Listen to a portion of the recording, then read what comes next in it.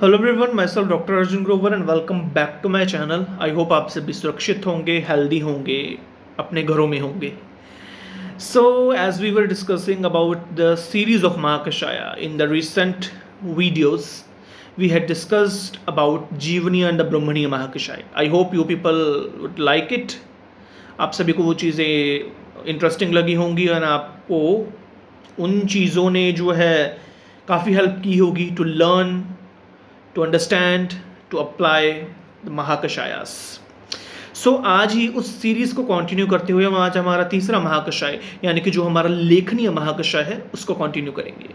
So लेखनीय महाकषाय, as the name suggest, वो महाकषाय which contains the dravyas or the drugs who does the lekhana or the karshana of the dosha mala present in the micro or macro channels of our body.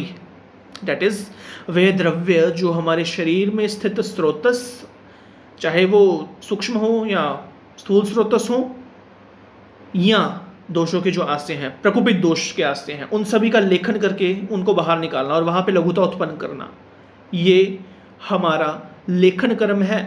और उस कर्म को करने वाले जो हमारे द्रव्य हैं वो है हमारे लेखन द्रव्य, और महाकषाय कहलाएगा लेखनीय महाकषाय. सो लेखन कर्म को और इजीली अंडरस्टैंड करने के लिए हम आचार्य शारंगधर का एक श्लोक स्मरण करेंगे जो कि है मलान धातून वा देहस्य विशोष्येत लेख्येत च यत् लेखनम तद्यथा क्षौद्रम नीरमुष्णम वचायवा. आचार्य बतलाते हैं कि वह द्रव्य जो कि देह में स्थित हमारी मल और धातुओं का विशोषण करे, शोषण करे और लेखन करे, वो लेखनीय द्रव्य है. एग्जाम्पल्स आचार्य ने दी है क्षौद्र, उष्ण नीर यानी उष्ण जल, यव और वचा, ये सारे के सारे लेखन कर्म करने वाले हैं. फॉर एग्जाम्पल मेदस्वी है इंसान, तो मेदस्वी इंसान में ये द्रव्य कर्षण करेंगे, लेखनीय, क्योंकि उसकी जो एक्सेस में जो मेदो धातु बनी है उसका ये जो है लेखन करके उसको कम करेंगे, समअवस्था में लाएंगे और कर्षण करेंगे. और ये जो लेखनीय द्रव्य है ये हमारे वायु और अग्नि महाभूत युक्त होते हैं, ऑपोजिट टू पृथ्वी एंड जल. बिकॉज रीजन बीइंग सिंपल, उनसे विपरीत होंगे तभी तो वे लेखन करेंगे, शोषण करेंगे. बिकॉज वायु और अग्नि जो महाभूत है वो शोषण गुण युक्त है. अब हम करेंगे डिस्कस अबाउट द द्रव्यास. सो द्रव्य कुछ इस प्रकार से हैं: मुस्तकुष्ठ हरिद्रा दारु हरिद्रा, वचा अतिविषा, कटुरोहिणी चित्रा, चित्रक चिरबिल्व हेमवत्य इति दशेमानी लेखन्यानि भवन्ति. सो एक बार दोबारा रिपीट करेंगे: मुस्तकुष्ठ हरिद्रा दारु हरिद्रा, वचा अतिविषा, चित्रक कटुरोहिणी चिरबिल्व हेमवत्य इति दशेमानी लेखन्यानि भवन्ति. सो इसको याद करने का क्या स्टाइल रहेगा, या तो पेयरिंग करके कीजिए या कहानी. तो कहानी कुछ इस प्रकार से है. अब सबसे पहले कहानी को इस प्रकार से समझिए कि लेखनीय महाकषाय है. एक बालक है, लेखनी लेकर एक बालक जो है वो मस्त होकर कुष्ठ पे लेख लिखता है. लेखनी यानी कि पेन, पेन को हम संस्कृत में कहते हैं लेखनी. तो लेखनी लेकर लेख लिखता है कुष्ठ पर मस्त होकर एक बालक. सो लेखनी से यानी पेन से लेखनीय महाकषाय. एक बालक मस्त होकर लिखता है, तो मस्त से हमारे पास मुस्त आ जाएगा. लेख किस पर लिखता है? कुष्ठ पर. सो लेखनीय द्रव्य में मुस्त और कुष्ठ यानी कि नागरमोथा और कुष्ठ. उसके बाद उसकी माँ हरिद्रा और दारू हरिद्रा युक्त दूध उसके लिए लेके आती हैं. सो दो द्रव्य इससे आ जाएंगे, मुस्त और कुष्ठ है. उसके बाद हरिद्रा और दारू हरिद्रा, क्योंकि उसकी माँ उसके लिए, बच्चा पढ़ रहा है तो उसके लिए हरिद्रा और दारू हरिद्रा युक्त दूध लेके आएंगे. सो मुस्त कुष्ठ हरिद्रा दारू हरिद्रा. बच्चे को पढ़ता देख के माँ कहती है कि उसे वो वचन देती है, वो खुश होती है, उसे वो वचन देती है कि मैं तेरे लिए पढ़ेगा तो मैं तुझे 30 रुपये दूंगी और तू 30 रुपये खर्ची. उससे क्या आएगा?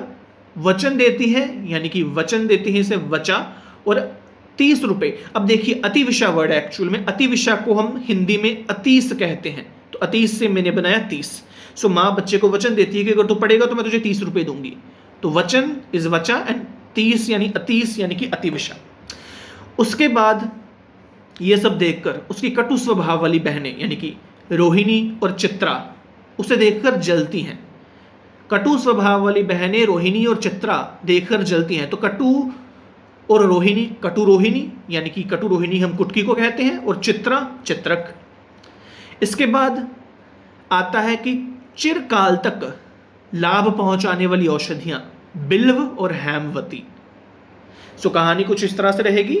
सबसे पहले कि लेखनी लेकर एक बालक मस्त होकर कुष्ठ पर लेख लिखता है बैठ के, यानी कि लेखनीय गण बालक मस्त होकर यानी कि मुस्त कुष्ठ पर लेख लिखता है। कुष्ठ दो द्रव्य आगे, माता बच्चे को आके देखती है, खुश होती है, उसके लिए दूध लेके आती है हरिद्रा और दारू हरिद्रा युक्त, और खुश होके उसे वचन देती है कि मैं तुझे 30 रुपये दूंगी।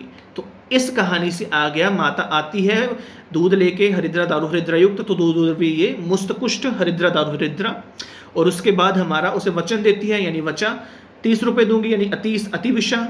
ये सब देख के उसकी कटु स्वभाव वाली बहनें रोहिणी और चित्रा आती हैं, उसे देखकर जलती हैं। तो कटु प्लस रोहिणी, कटु रोहिणी एक द्रव्य और चित्रा यानी चित्रक। लास्ट में चिरकाल तक यानी कि लंबे समय तक लाभ पहुंचाने वाली औषधियां हैं हमारी बिल्व और हेमवती। सो ये कहानी है जिससे आप ये द्रव्य याद रख सकते हैं। आई होप आपको कहानी इंटरेस्टिंग लगी हो। कहानी बहुत सिंपल है, कहानी से अपने वर्ड्स याद रखने हैं और उसे रिकॉल हो जाएगा आपका कि कौन कौन से लेखनीय गण के द्रव्य हैं। एंड अगर आपको ये इंटरेस्टिंग लगा हो तो मुझे कमेंट में अपना रिव्यू दीजिए, और अगर आप किसी तरह से चेंज करना चाहते हैं कि मैं कोई अलग तरीके से आपको समझाऊं तो आप मुझे वो भी सजेशन दे सकते हैं। और लाइक कीजिए, कमेंट दीजिए, शेयर कीजिए और सब्सक्राइब करना मत भूलिए। Thank you so much. मिलेंगे जल्द ही नई वीडियोज़ के साथ।